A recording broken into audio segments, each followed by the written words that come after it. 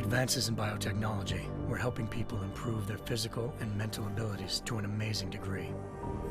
Provided, of course, they had enough money. A new breed of people was emerging, half human, half machine. And in Detroit, at least, not everyone was happy to see it. I'd just landed a job as head of security at Sarif Industries, a cutting-edge biotech firm. David Sarif himself handpicked me for the job, said he needed me to keep his people safe. My ex, Megan Reed, was one of them. Brilliant neuroscientist, Megan had found a way to make augmentation safe and affordable for everyone. All she had to do was present her research to Congress. But the night before her big meeting, my security measures failed. A team of Black Op mercenaries stormed into Sarif headquarters, massacring everyone in sight. 3 of the mercs were heavily augmented walking tanks. Their mission?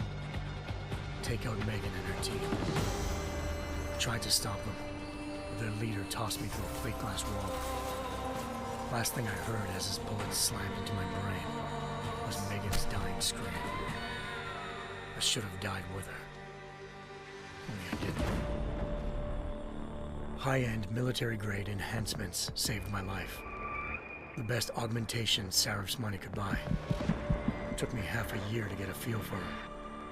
Should have taken longer. But 6 months into my recovery, Sarif Industries was attacked again. This time, by a radical group of pro-human purists. Violent, militant, and fanatically opposed to human augmentation. They claimed to be members of Humanity Front, a non-profit organization that wanted the UN to limit biotechnology research. The thugs broke into Sarif's factory and found machinists working overtime on a top-secret military augment called the Typhoon. Sarif sent me to retrieve it, and when I did, I found one of the so-called purists next to it, wired with cerebral implants, trying to download its classified specs. Obviously, something more was going on. The AUG killed himself before I could question him. Sarif ordered me to dig deeper, so with the help of Frank Pritchard, Sarif's head of cybersecurity, I did. Turns out a second hacker had been controlling the AUG's actions from somewhere off-site. Pritchard and I tracked his signal to a secret FEMA internment camp in Detroit. The Black Op mercenaries were there. The same mercs who'd left me for dead 6 months before. Figured they'd try again when they saw me. Wasn't so easy for them this time. I took out the tank named Barrett, even got him to give me a new lead. A penthouse apartment in China. Of course, we both knew it would be a trap in the end.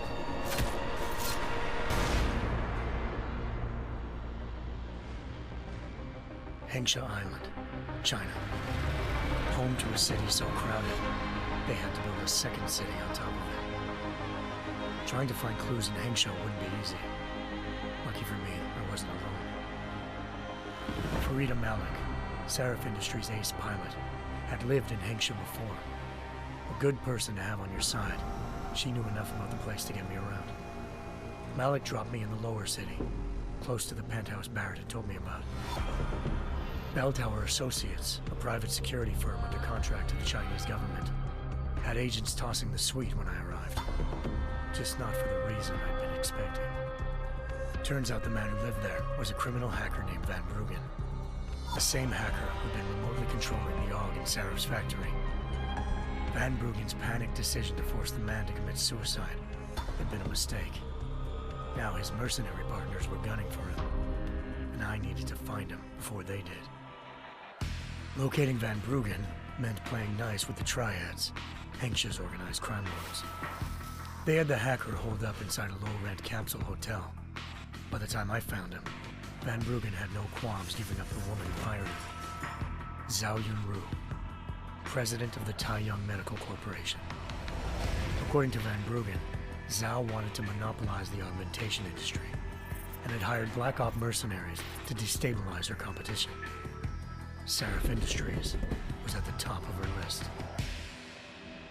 To prove this, I needed to get inside TYM and grab a surveillance hologram off a server.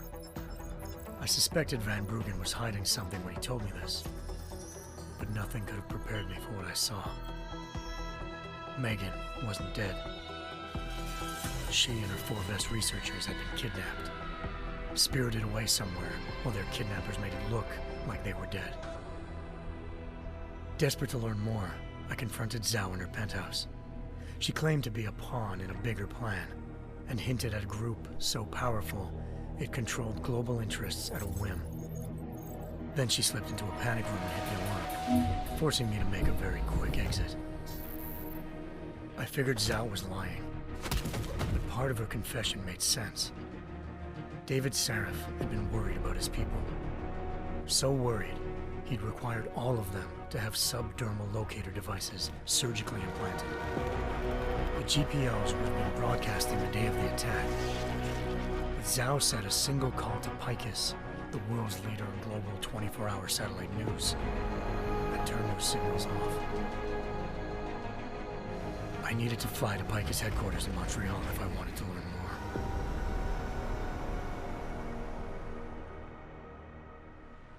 Eliza Cassan, Picus Communications' First Lady of News. Malik thought I was reaching when I told her Eliza was involved in this. The world's most famous news anchor, working with a mercenary hit squad. But when I confronted Cassan in her office, she freely admitted to jamming Detroit's satellites the night Megan's team had been taken. Said she's just been following her commands. I suspected she wanted to say more. But Black Op mercenaries showed up looking to shut us both down. And just like that, the Eliza I'd been talking to disappeared. The mercs were led by an augmented killer I crossed paths with twice before, Fedorova, a woman who'd made silence her best friend.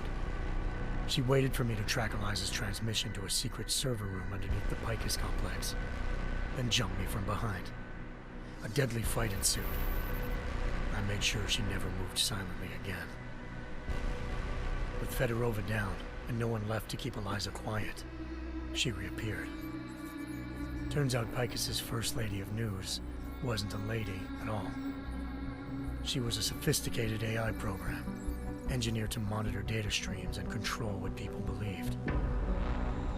Eliza told me the mercs had brought in a Humanity Front doctor named Isaiah Sandoval to remove the scientist's implanted tracking devices while Detroit's satellites were down.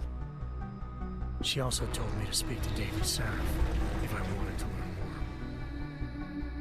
more. By the time Malik and I got back to Detroit, tensions between normal and augmented citizens had reached a flashpoint. Riots were breaking out in several cities, and the UN was being urged to intervene. Sarif was trying hard to convince Hugh Darrow, the inventor turned philanthropist who'd once been a leading proponent of enhancement technologies, to help stop a possible regulatory vote. Sarif had a lot riding on Darrow.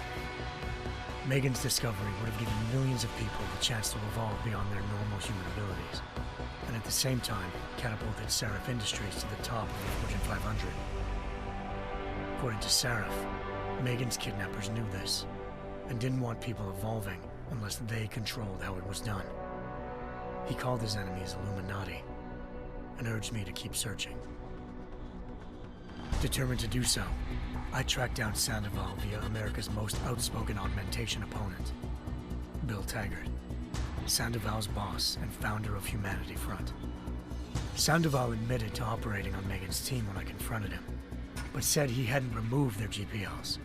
He'd merely switched them to a different frequency. Pritchard was able to trace one of the signals to China. Malik and I immediately took off in pursuit. Unfortunately, the Illuminati were one step ahead.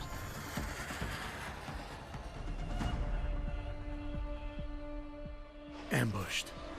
Shot out of the sky by Bell Tower Associates, seconds after entering Hengsha's airspace. Malik's piloting skills saved me. After a tense and bitter struggle, I escaped into Lower Hengsha. The tracking signal I was following led straight to the Triads, or more specifically, to the augmented arm of Tong Si-hung, leader of a gang of augmentation harvesters. Tong said they'd taken the arm off a corpse, which Bell Tower had left at their door, meaning at least one of Sarif's scientists was dead. Maybe not the rest of them, though. Tong pointed me to a port used for human trafficking and helped me slip aboard a bell tower ship.